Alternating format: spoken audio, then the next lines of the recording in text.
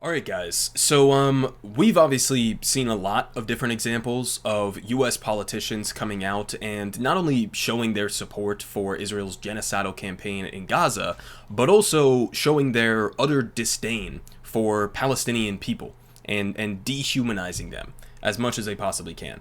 Now, this clip was recently floating around on my timeline of Tennessee Republican Chuck Fleshman, who basically calls for the complete eradication of Palestinians. So let's go ahead and watch some of this utterly deranged clip.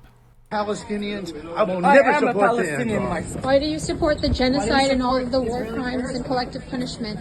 Are you concerned about all the children? Let me make it clear. Gaza? Let me make it clear. Israel is our ally, will always be our ally. Even if they commit war and they are crimes, not even guilty with- of genocide, and I Why? will support Israel forever. You will So Israel will stay your ally even though they commit Israel will be genocide. my- even That's with that. your term. Even Can when you they kill That is explain- your even term. when they kill 30,000 What kids. they That is a did to the statistic. Israeli That's a people statistic. on October. Let me tell you a statistic. Yeah, please. Israel will exist. The Jewish state will exist. That's not a It will always statistic. exist, That's not what we're- and that is for That God has absolutely to do nothing and to do with decide. what we're saying. And I will You are a always support supporter of Israel. genocide, sir. You're I will supporting always the support murder of Israel, little children. and you can tell the Palestinians I will I never am a support Palestinian them. myself. Then I I'm will a tell then you, say I it to will my never face. support you. Yeah? I will tell you to your And face. you want my will- cousins Goodbye to to die. Palestine. Goodbye I will to support Palestine. Israel. Goodbye to Goodbye to Palestine. Palestine. We will support Israel forever. So No. you are I will comfortable always with So just support Israel. FYI, this guy just said goodbye Always to Palestine. support Yes. Israel. you. Okay. So you just said goodbye to Palestine. So you are Goodbye. saying you are comfortable with the murder of thousands of children. The Jewish people will never You are suffer not again answering the question. under Palestinian terrorism, under Hamas, under Hezbollah. What about Israel will be secure 30,000 forever. innocent civilians? God bless Israel forever. Thank So you you for want to wipe Palestine off the earth, yeah? God Yes? bless Yeah. Israel forever. Okay, so again, completely unhinged. I don't really know how to categorize what he just said other than just full-blown, genocidal intent for the Palestinian people, right? Because typically you have politicians who will do some sort of like a middle ground answer, like Biden tries to do, where he'll come out and he'll say, I believe in a two-state solution, even though the Israeli government is vehemently, overwhelmingly opposed to that and is actively blockading that. And they'll say things like, oh, there have been too many civilians who have been killed, and, we want to put pressure on Israel to, ease up on the killing of civilians, whatever. A million different excuses that they will make to justify what Israel is currently doing while they continue to send them weapons and other forms of aid, right? This guy just comes out and just straight up says it. He doesn't make a distinction between Hamas and even Hezbollah, which is in Lebanon. It doesn't even make sense to conflate that with Hamas, let alone the Palestinian people, but he just ropes them all together, right? Hamas equals Hezbollah equals Palestinian people. Okay, so he's effectively just saying, when he says goodbye to Palestine, that not only do I endorse the genocide that Israel is doing in Gaza, but I support the efforts from the Israeli government to completely eradicate the Palestinian people, right? Not just in Gaza, but also expanding into the West Bank as well, with their thousands of illegal settlements that Israel continues to aggressively push forward with. So, on the one hand, like, this guy is sort of out of the norm when it comes to the rhetoric that he's openly willing to use when he's pressed by protesters on this. But also, he's not out of the norm when it comes to U.S. political policy, right, on this. So it's also pointed out here by Prem Thacker, who posted that initial clip. This was something that happened just a month ago or so, or just over a month ago, where you had 148 Republicans, 62 Democrats, who wrote this letter to Anthony Blinken, expressing their, quote, disgust at South Africa's lawsuit against Israel, accusing them of being in violation of the Genocide Convention at the International Court of Justice, right? So I covered the ICJ case by South Africa, very thoroughly. But the idea that not only would you have guys like John Kirby in the Biden administration who are saying that it's meritless and counterproductive, which is complete and utter bullshit, but also that you would have, upwards of 210, bipartisan members of Congress who are saying that the genocide case is disgusting, right? not trying to dispute any of the actual facts of the case or the genocidal statements that were used to try to prove the case of intent for genocide that South Africa presented, not pushing back on any of the substance whatsoever, literally just saying we're disgusted that this would even be brought in the first place, because we support Israel regardless of any of the actual actions that they are taking on the ground against the Palestinian people. So, again, on the one hand, that guy in that clip, this Tennessee Republican, it's unusual to see them that unhinged openly on camera. But in terms of U.S. government policy, this is the norm. I mean, this is overwhelmingly the norm, right? And we've seen the Joe Biden administration push forward trying to get $14 billion in additional aid to Israel in countless millions of dollars worth of weapons that they are currently using against the Palestinian people. We have seen them add on even addendums by themselves, like Congress willingly decided to, add this addendum in that $14 billion bill that said that Congress will have no oversight over the aid that's going to Israel. I mean, when it comes to the specifics of the aid that the U.S. is giving to Israel, it's illegal, obviously not just under international law, because it's illegal to aid and abet in a genocide, which the U.S. is obviously complicit in, but it's also illegal under U.S. domestic law, right? And there have been some U.S. politicians who have come forward and given speeches and tried to introduce amendments just to get the United States government to follow domestic law, like the Leahy Act, for example, which essentially says that you cannot ship weapons to a government that is using them to commit human rights abuses or war crimes. That would, for obvious reasons, be encompassed by Israel and their genocidal war on Gaza. But the strategy from the U.S. government is to just pretend as if that law doesn't exist. It's to blockade, to prevent, any sort of real investigation to determine in a concrete way whether or not Israel is violating human rights law. So they basically just try to look the other way so that we can continue sending them these weapons, right? And what he was saying in that clip is not only in line with the vast majority of our elected members of Congress, but it's also in line with the U.S. or with the Israeli government, right? I mean, Netanyahu, his lackeys like, Itamar Ben-Gvir and Bezalel Smotrich, these violent terrorist settlers inside of his coalition, these are the same guys who just recently went to a meeting inside of Israel that was planning the resettlement of Gaza. I mean, Netanyahu himself, just like I think it was a month or so before the Hamas attack on October 7th, he went before the United Nations and held up a map of the Middle East. He called it the new Middle East, right? And on that map, it showed Israel. And Israel was encompassing the entirety of not just what Israel is recognized as right now, but also Gaza and also the West Bank. Just completely removing Palestinians from the equation as if they don't exist, right? And so that's basically just standard operating procedure for where the Israeli government is at right now. And he's coming out and fully endorsing that. Now, again, we've seen plenty of other examples as well of U.S. politicians. This one was Brian Mast from Florida, I believe, who decided to go to Capitol Hill wearing his Israeli uniform, okay? His IDF uniform on Capitol Hill. I mean, think about how utterly insane this is. That you have a U.S. member of Congress, okay, who is wearing the uniform of a foreign government's military to Capitol Hill. I mean, if this was any other country, imagine if somebody wore the uniform of, Iran's military or Russia's military, right? Would that be acceptable to people? No, but this is completely normal. And meanwhile, as, we have Republicans making genocidal statements like the guy from Tennessee we just watched, and we have other Republicans, wearing their IDF uniform to Congress, we've also had examples like this where Rashida Tlaib, the only Palestinian American in the U.S. House of Representatives, was censured by the House, basically for saying things like free Palestine, from the river to the sea, Palestine will be free, right? So somehow calling for freedom for Palestinians, that can get you censured in Congress, but wearing an IDF uniform on Capitol Hill, or outright calling for the complete elimination of Palestinians, saying goodbye Palestine, that doesn't get you censured, right? If anything, that may get you, some additional donations from groups like DMFI and AIPAC. So, I mean, this is just the U.S. government for you. I mean, the way that the U.S. government views Israel, to be clear, has absolutely nothing to do with democracy or human rights or, standing against terrorism, as he was just trying to spin it there. It has everything to do with the U.S. government viewing Israel essentially as a giant, unsinkable aircraft carrier, as a military outpost for the United States to project our geopolitical power in the Middle East. That's why we overlook the human rights abuses, the war crimes, the genocide, the ethnic cleansing that Israel is responsible for, the apartheid, right? Ignore all of that because they are convenient for us to project power in the region. That's basically what this comes down to. And so you have so many U.S. politicians who, it's not even just that they have a warped view of this. It's not just, a warped position on human rights and all of that. It's just, this is what the U.S. empire thinks that is required for maintaining our presence there. We also had this, which kind of ties into the two-sided nature of this kind of a conversation, where you can have Republicans, politicians, elected officials coming out and making openly genocidal statements, right? And then on the flip side, if a Palestinian like Rashida Tlaib says from the river to the sea, then suddenly she wants to genocide the Jewish people of the world.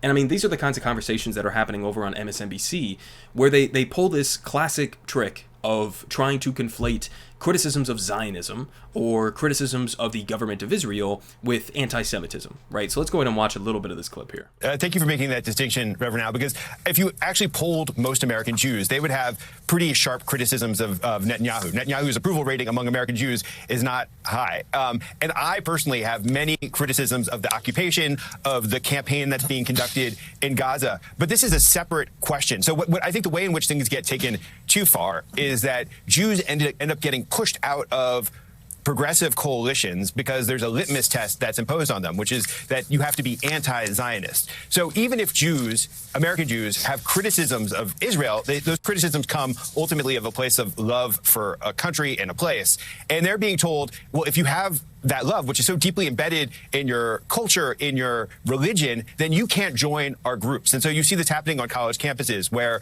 Hillel, which is the source of the center of Jewish life on campus, gets excluded from coalitions, even though its rabbis and the people who attend its services are very progressive. You have sexual assault survivor groups at university campuses which say, if you are a Zionist, you're not welcome here. And it's that term Zionist, which is become this synonym almost for Jews. And it's where things start to go, I think, in my mind, too far. That anti-Zionism, the use of this term Zionism, which describes Jews as being conniving or controlling, exhibiting bloodlust, it really carries all of these ancient tropes with it. And it seems to me as if it's a way of injecting thoughts and ideas that are otherwise verboten or beyond the pale into legitimate discourse. Okay, so to be clear, the actual anti-Semitic people on college campuses are like the, sort of like covert neo-Nazis on campus. Those are the real anti-Semites, right? Not just on college campuses, but in the United States of America. Leftists in this country, although there may be some outliers, overwhelmingly, when they have a critique of Zionism, they are not talking about the Jewish people.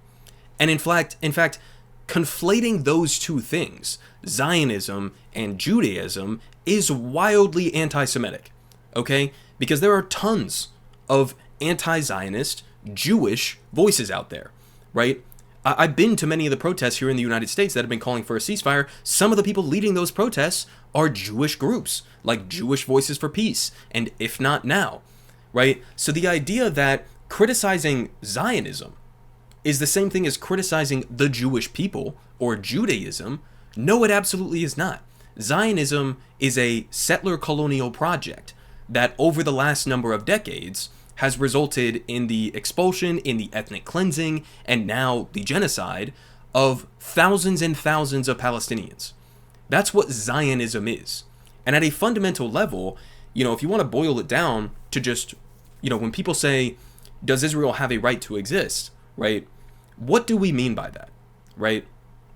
Do we mean that Israel has a right to exist as an actual functioning democracy with equal rights and freedoms for every single person, regardless of their ethnicity and their religion and whatever the case may be? If that's what you mean by Israel has a right to exist, then yes, sure. But if we mean Israel has a right to exist as an illegal occupier, as a country doing an ethnic cleansing of a different group of people, as an apartheid state, as a genocidal state, as a Jewish ethno-state, with different sets of rights for different groups of ethnic groups, then no, absolutely not. I mean, and this is the danger of conflating Zionism and Judaism, because not all Jews are Zionists, okay? And when you ascribe the crimes that have been committed by Israel or the historic crimes committed by the Zionist movement, when you conflate that with Judaism, you are actually encouraging people who may have a critique of Israel to then think of critiques of Israel as critiques of Jewish people, which is wildly dangerous. I mean, he literally says here, the use of this term Zionism, which describes Jews as being conniving, controlling, and exhibiting bloodlust. First off, no, it's not. Nobody's saying that. When I critique Zionism, when I critique Israeli apartheid or occupation or ethnic cleansing or whatever the case may be, I'm not talking about Jews, first and foremost. I'm talking about a government apparatus, right? But as being conniving or controlling or exhibiting bloodlust, nobody is saying that about Judaism. Nobody is saying that about, the Jewish people in the United States or even in Israel. People are saying that about the government of Israel. In the same way that if I have a critique for the government of Saudi Arabia, that doesn't mean that I hate anybody who is Muslim, believe it or not. Now, they would never make that conflation when it comes to criticizing Iran or Saudi Arabia or whatever the case may be. It's only when it comes to Israel that they have this position. And again, it's wildly dangerous because you're actually destroying the ability for people to recognize what real anti-Semitic, rhetoric is or actions are. Okay? Protesting against Zionism, protesting against Israel is not anti-Semitic. If you're going out there and saying Jews are conniving, controlling, and exhibiting bloodlust, that is anti-Semitic. But guess what? Nobody's saying that. At least nobody on the left. Maybe there are some far-right neo-Nazis who are coming out and saying that and using this as a moment to try to bring people over to their cause, but that is not the leftist critique of Israel or of Zionism. Okay? But this is the kind of shit that they're talking about over on MSNBC. We also had this that I thought was interesting. I'm not going to play the whole clip, but as pointed out by Halal Flow here, who's always tracking these State Department press briefings. So Matt Miller was asked about whether or not he can give an actual, real, verifiable example of the IDF being held accountable after an internal investigation has concluded and there was misconduct found. And he said, "We have seen examples where they have come to us and said they're holding members of the IDF accountable." And he was asked, "Can you give an example of one?" And he says, "I don't have one off the top of my head." So, I mean, it just kind of gets down to this cheap rhetorical trick that they use in these State Department press briefings, where you can go to them and you can show them a fucking video. You can give them absolute verifiable proof that the IDF just committed a war crime in broad daylight for everybody to see. And they'll turn around and they'll say, in the best case scenario, they'll say, well, we hope that Israel is going to conduct a further investigation on it, but until then, we're not going to comment on it, right? We believe they're going to investigate this matter, and we'll comment on it in the future. And then, what do you know? You can follow up on it a couple days later, a week later, a month later. There's never any follow-up. There's never any accountability in any way, shape, or form. And so, this kind of just exposes that when you're directly asked, you can't give one example.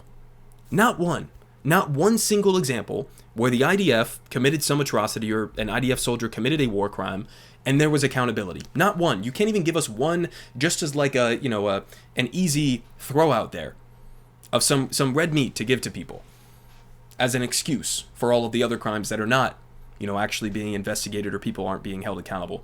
Not one. I mean, how pathetic is that? And the reality is, of course, there's never any accountability.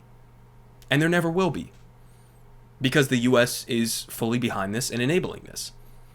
The only people that could possibly impose real accountability on Israel for committing widespread human rights abuses and war crimes would be the U.S. government right now. But if you're giving them unchecked aid that has no strings attached whatsoever, when you are constantly vetoing UN Security Council resolution votes for a ceasefire, when you're going out there and saying that the ICJ case against Israel for violating the Genocide Convention is meritless and counterproductive, even though the ICJ themselves said that it was plausible that Israel was committing a genocide. I mean, basically what you're doing is just completely destroying any sort of legitimacy that you could possibly claim to in terms of believing in human rights and international law. You've lost every single claim to that. And it's kind of ironic because when Russia first invaded Ukraine, you would constantly hear these guys at the State Department, within the Biden administration, all of their spokesmen, they would come out and they would use language surrounding international law. What Russia is doing is illegal. They committed XYZ war crime. They need to be held accountable through international law. They would constantly use that rhetoric. But then, when Israel started their genocidal war on the people of Gaza, notice how they stopped using that rhetoric in regards to Ukraine, because they understand how hypocritical it looks like, you know, where on the one hand, you do call out Russian war crimes, but then when Israel turns around and commits the same war crime times 100, then you have no criticism whatsoever, and you in fact are participating in helping to cover that up, as well as giving them the weapons that they are using to commit the war crimes. So I guess it's not surprising necessarily that they would attack the ICJ case, for example, because yeah, I mean, you guys are complicit in this. You know, if we lived in a truly just world, not only would Netanyahu and Isaac Herzog and Yoav Gallant and Benny Gantz and, you know, the rest of these guys, Bezalel Smotrich, Itamar Ben-Gvir, not only would they be brought up for genocide charges, but also the United States leaders, right? All of these people would be brought up for being complicit in genocide. Unfortunately, we don't live in that world. We live in a world where might makes right. That's what they're making very clear here.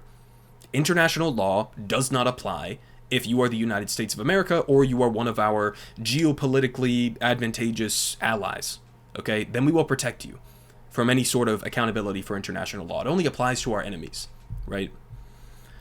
And so I'm just going to finish off by mentioning this because this was posted by Ralph Nader a couple days ago.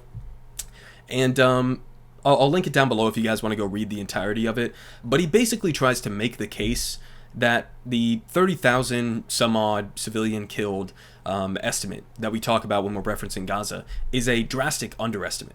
And he actually projects in this article that he thinks that the number is actually closer to 200,000 who have been killed so far. Now, again, I'm not going to get into all of the details, but I thought it was worth mentioning because it's important to point out that even though I do reference numbers like at least 30,000 have been killed so far, 30,000 civilians, at least 14,000 children have been killed so far. At the same time as I use those numbers, because that's the latest up-to-date numbers that we get from human rights organizations like Euromed Human Rights Monitor and from the Gaza Ministry of Health, those numbers are significant undercounts, right? So I don't know if the actual death count is upwards of 200,000 as Ralph Nader was claiming there, but I do know that it's not as low as 30,000. It's definitely much higher than that, because the way that they calculate these numbers at the Gaza Ministry of Health is they're counting people who are coming in to the hospital system, right?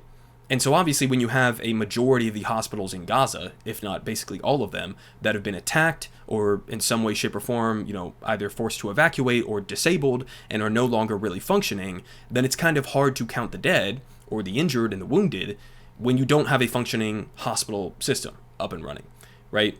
And so it doesn't include the number of people, the potential thousands and thousands that have been stuck under the rubble, that are dead, right? And so, you know, I don't know exactly what the number is, but it's definitely higher than 30,000 at this point. And I'm sure, inevitably, when this comes to an end, you know, we're going to see that it was far worse than we could have ever imagined, right? Because we can see some of the videos from people on the ground. We can see the latest, you know, estimates from human rights organizations, but it is just impossible, given the brutal nature of Israel's war. It's just impossible to actually get real numbers right now.